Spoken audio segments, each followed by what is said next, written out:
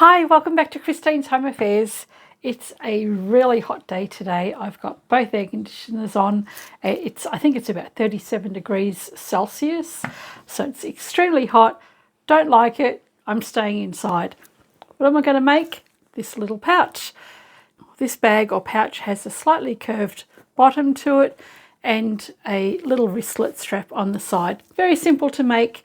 I'm going to use just a regular dress zip today instead of continuous zips, and we will have zipper tabs on the end as well so that we can have a nice straight edge along the top. Come along and we can do this together in air-conditioned comfort. Of course, if you're on the other side of the world, you might want to crank up the heater. Okay, here's what I've got today. For the outer fabric, I've got two pieces that are 30 by 20 centimetres or 12 by 18 inches. I've already put my label on the front of one of my pieces, and fused to the back of these two pieces I have some lightweight fusible fleece. So the product I'm using is Parlan. Any lightweight product will work, and if you want this more stiff you can use a Peltex or a Decaville. So it's really up to yourself what you want to use for your stabiliser. For the lining I also have two pieces that are 30 by 20 centimetres or 12 by 18 inches.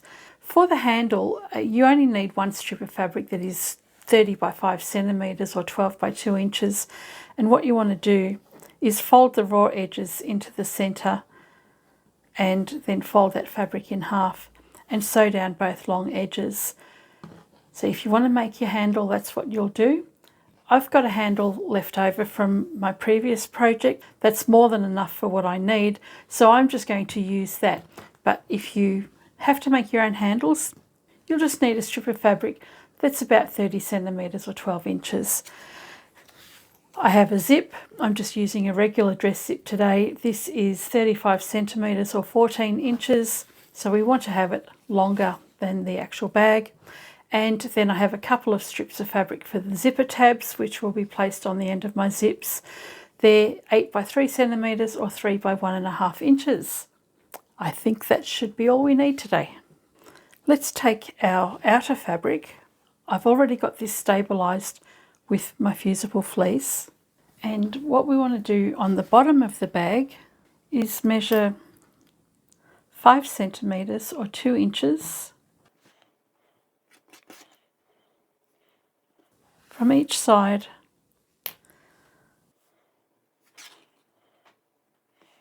With these markings here, we're going to draw a curved line, and we'll do that at both ends. And we can place all the fabric pieces together, grab our outer pieces and our lining pieces, and we can cut out all the layers all at once.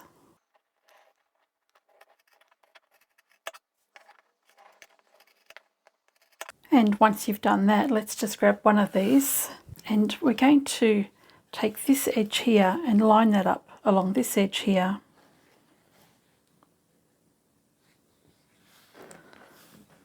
And have those curved edges matching, and I'm just going to mark the end point on the curve.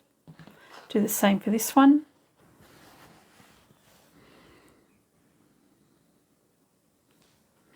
So that's the centre of the curve here. From that centre we're going to measure up 2 centimetres or 3/4 of an inch.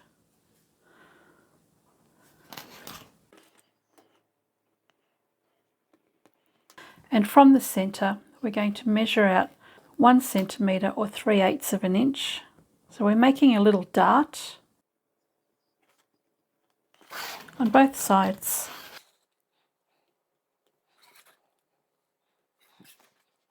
And then these little lines that we've marked on the outside, we're going to bring up to this mark we've made. And we'll repeat for the other side.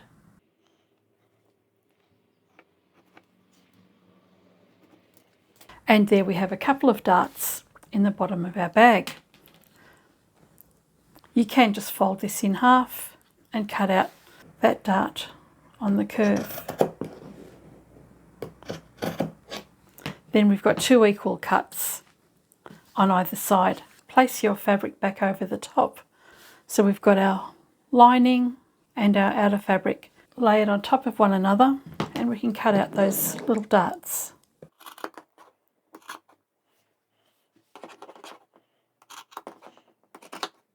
Okay, that's that prepared. The next thing we want to do is determine how long we need our zipper to be with our little tabs on the end. So I'm going to work with this side faced up so that you can see what I'm doing. And we're going to work out the placement of our zip and the ending of our tabs. For this project, I'm having a 1 centimetre seam allowance, which is 3/8 of an inch. You might choose to have something else. So if I show you how to work this out, then you can go and apply this technique to whatever allowance you want to have. So this is our stitching line here, and we want to make sure that our zip is within this area here. But because we're going to put tabs on the end of our zips, we need to make an allowance for that. You'll need to work out how big you want your tab to be at each end of your zip. And I'd like the tab to be 1.5 centimetres or 5/8 of an inch. So what I'm doing is measuring the size of the tab here from my stitching line. So that's 1.5 centimetres or 5/8 of an inch on either side. And that is where my tab is going to finish. So you'll have the zip and the tab starting here and ending just there. What you'll do then is place your zip over the fabric. We need our zip to be longer than this distance here because we have to stitch our tabs onto the end of it. The measurement I have now for the length of the zip is 10.5 inches or 26.5 centimetres. That means I can confidently go and cut this down. Let's set that one aside for a minute. We can cut the zip off at this mark that I've made. And on this side here, we need to open our zip part of the way. And you can see that the zip wants to open up. We don't want that to happen, so we're going to close that up just with a little bit of adhesive tape. That's just temporary, and we can now cut the zip where the marking is, and we can grab our tabs. So if I show you this on the fabric, our zip is going to extend beyond the position where our tabs are going to be. That'll all make sense in a minute. Grab your fabric that you want for your tabs, fold it in half with right sides facing, place that over the end of your zip, grab the next one, do the same thing.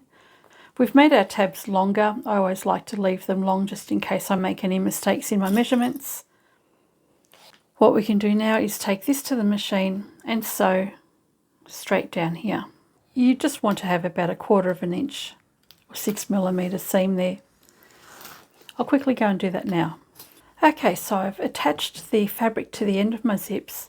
If you open that out, you can see the zipper is completely enclosed now. You can remove that tape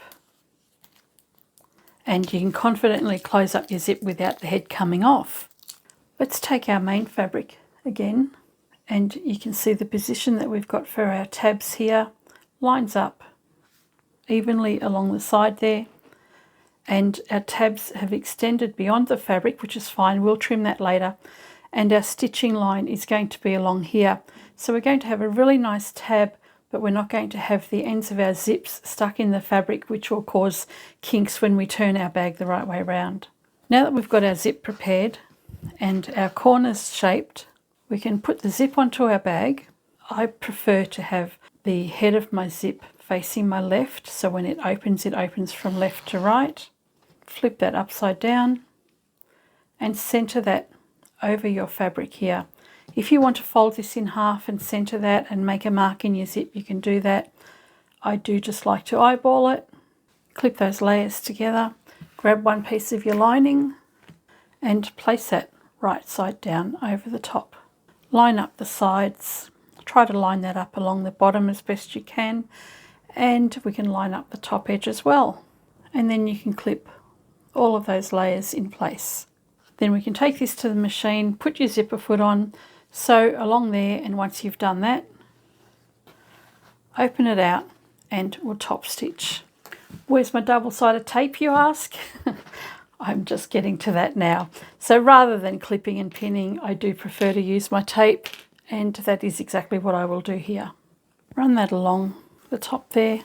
The tape I'm using today is Dritz Wonder Tape. It's so far it's good for not gumming up my needles, but it's really not a very adhesive tape.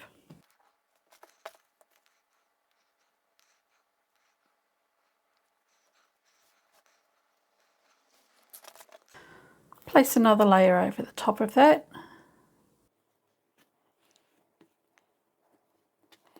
I have a feeling this tape might be old stock and that it's dried up a little bit, and that could be the reason why it's not sticking to the fabric very well. But I've got a couple of packets to try, so we'll see what happens. Place the lining over the top there, press that down, and that's ready to stitch. The lighter weight fabric or the lining should be positioned closest to your machine with the stabilised fabric at the top. Move your zip slider out of the way when you come up to it.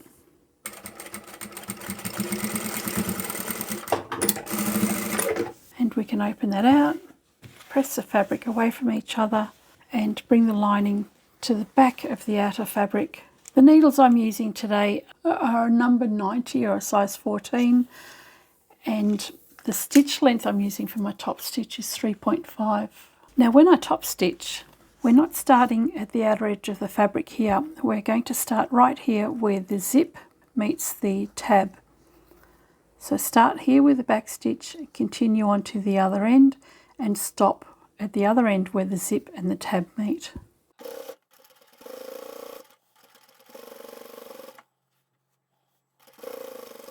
So at this end I'll stop where the tab is, back stitch, and that's secure. Okay, we've done one side. Now we need to put the zip on the other side as well. I'll run some tape along the edge there, place the zip over the top of the other side, making sure we line up the side edges and then the top. So don't worry about these tabs overhanging. So once you've put that in place, I'll grab some more tape. We'll place the other lining piece over the top, and again matching up the sides and then the top. Then we can go back to the machine and repeat that process for sewing in the zip and then doing the top stitching. Once we've done that, I'm just going to put a couple of clips in place so that the fabric doesn't come away from the tape. What we're going to do whilst we're over at the machine is curve our corners. We'll match up our darts. Repeat that on all bag pieces, so for your outer and your lining.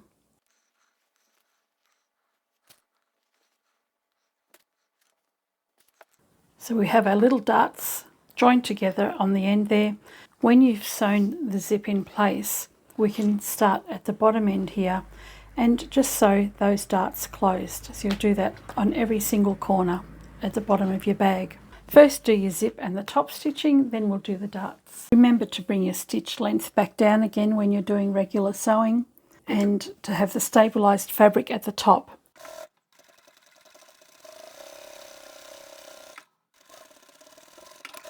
So I've got the lining behind my main, and I'm going to do that second row of top stitching, and again I'm going to start the top stitching where the zip and the tab meet.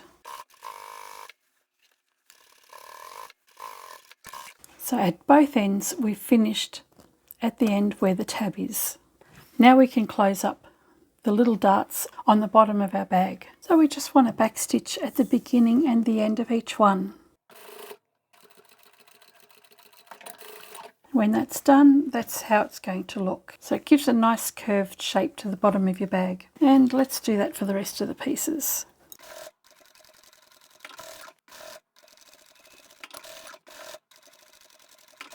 And we just have the lining to go.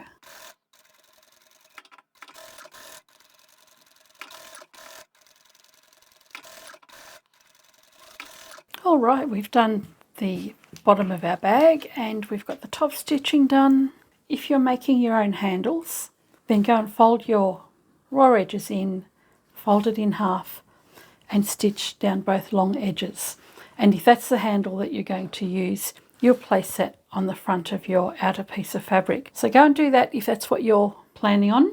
As I mentioned earlier, I've got this piece left over from my previous bag and I'm going to use that as my wristlet. I'll fold that in half, move the lining away from the front of the bag. All I have is just the front layer.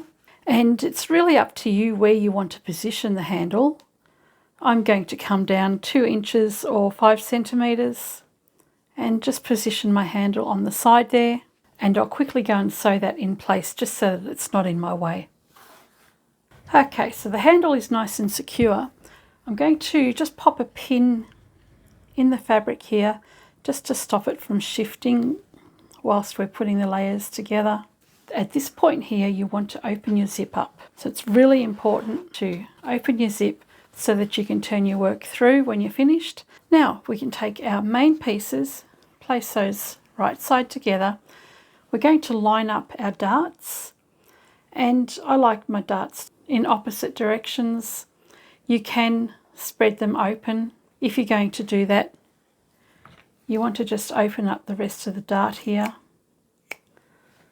on all of your pieces. But you don't need to do that if you put your seams in opposing directions. So place the layers together, and where those seams meet, have one dart going to the left, the other to the right. That'll distribute the bulk nice and evenly. Repeat for this side. And having your seams overlapping like that actually helps you get a better seam alignment on the outside of the bag. We'll do the same for the lining. So you can kind of manipulate the seam underneath so that they lock in. Then you know you've got them lined up properly. And when you've done all of that, you can line up the side seam. You want to line up the edges here. At this point, if you want to, you can trim off the excess from your tabs. You can do that at the end as well. It really doesn't matter when you do it. I like to push my tab to the lining side. Then that way I can see the folds in my outer fabric and line those up evenly. And then pin the rest in place. And repeat for the other side. All right, we've got everything secured. I've got a small opening in the bottom of the lining here. Can be whatever size you like. I've got big hands, so I've got a big opening, but basically as long as you can get your hand in there comfortably, that's as big an opening as you need. Of course, you want to make sure that you can get your fabric through too. Let's take this to the machine. Sew all the way around, back stitch at the beginning and the end here, and then we can finish up the bag. So I'll start at the bottom where my lining is. Because I'm using quilting fabric today, there's a lot less bulk to go through. Whereas with upholstery fabric, I usually like to start on the sides where the zipper tabs are. And double check that your zip is open.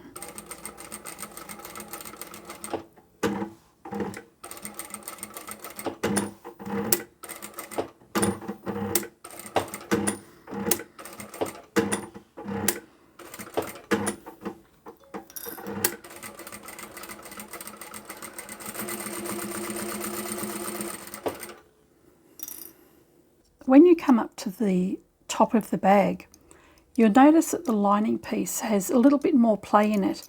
The reason for that is that we've started with our top stitch around about here, so this has been unstitched. It gives us nicer ends on our bag when we turn it around. So that little bit of extra fabric, it just folds forward and continues in line with that top stitching, but it doesn't add any extra bulk because we don't have a couple of rows of stitching there. I do like to double stitch this. Then I'll continue on. Where the handle is, I'll reinforce that.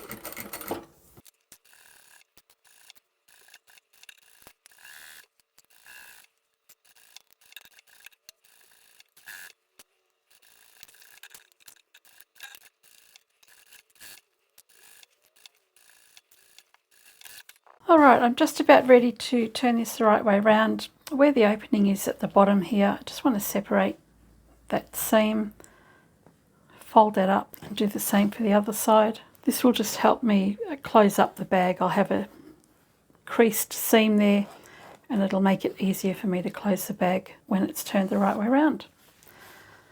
Okay, if you're happy with everything, then you can stick your hand in, open the zip the rest of the way if you need to, and then pull the bag through.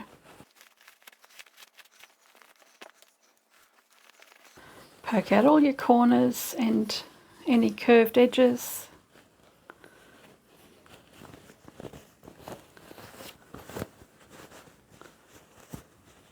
And once you're happy with everything, then you can just take the bottom of your bag here and pinch those edges together and we can close it up.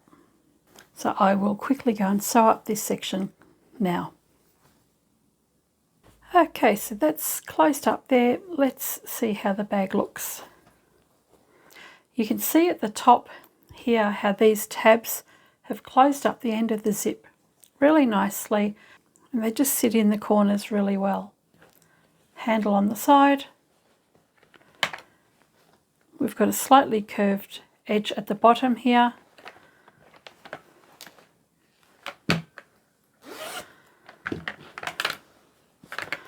And there's plenty of room in here for at least another 6 rotary cutters, I think. It's a very spacious little bag. Spacious and little, do those two words go together? I think not. It's a very spacious bag. So there we have it, a cute little wristlet pouch or bag. You could very easily go and put a couple of tabs on the side of it and make this into a small crossbody bag if you liked. And it's that easy to make that you can do this in any size you like as well. So you can certainly make it a lot bigger, deeper, wider. Make it big enough to put your knitting and crochet in there as well. I have put my label on. I'm going to try this in the shop. I usually sell bags of this size for about $30 to $35. Some are only $25. I might put $25 to $30 on this one. I'll have a think about it. I've only made the one so far, but I do plan on making a whole batch of these in some upholstery fabric samples. They usually go really well for me. If you like this little effect with the handle, I did a video previously where I've used this as a shoulder strap for a larger bag, and the instructions to make that handle are in that video. I'll pop a link in the description below, and I'll put a link up in the corner as well so that you can find that video. But it is the one directly before this. Same fabric as well. I hope you've enjoyed this video, and I shall catch you next time. Bye for now.